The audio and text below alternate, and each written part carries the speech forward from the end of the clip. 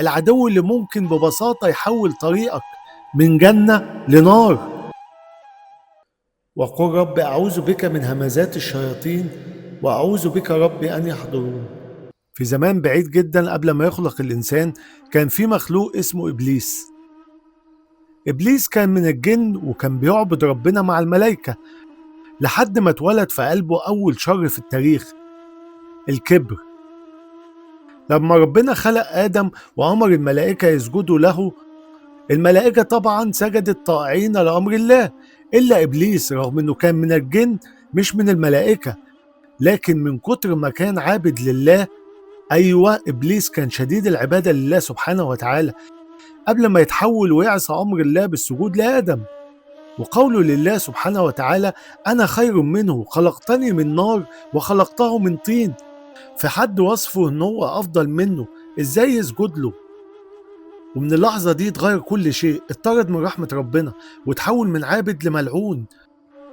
فقال فبعزتك لأغوينهم أجمعين. طيب إيه هي أسلحته؟ إيه هي قوته اللي هيحارب بيها؟ أول سلاح للشيطان زي ما ذكر القرآن في الآية إنه يراكم هو وقبيله من حيث لا ترونهم.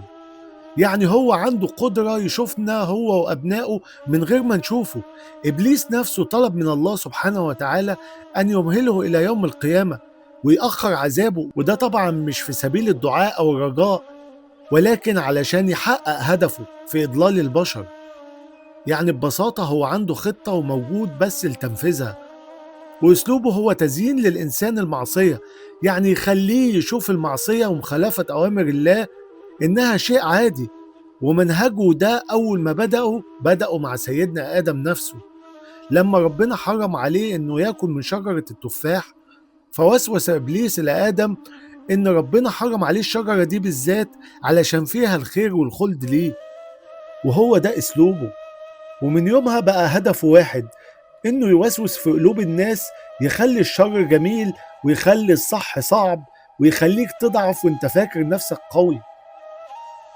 بس الحقيقة إن الشيطان نفسه ملوش سلطان على اللي قلبه حي، اللي قلبه عامر بذكر الله وبيخاف وبيحارب وسوسه في صمت.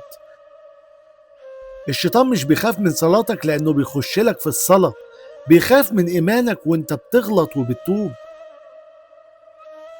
قبل ما تخاف من الشيطان افهمه واحذر منه، لأن الحرب معاه مش بس في الظلام، دي جوه نفسك.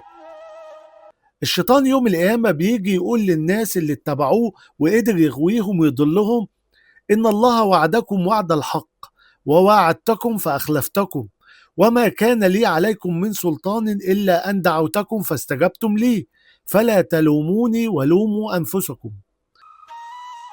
تخيل إن ربنا سبحانه وتعالى أظهر للناس الحقيقة دي كاملة، من أول خلق إبليس لحد نهايته ونهاية من يتبعه، وبرضه الناس لسه بتعاند وبتكابر ومش مدركة العدو الأول والأخطر على الإنسان، العدو اللي ممكن ببساطة يحول طريقك من جنة لنار. وقل رب أعوذ بك من همزات الشياطين وأعوذ بك رب أن يحضرون.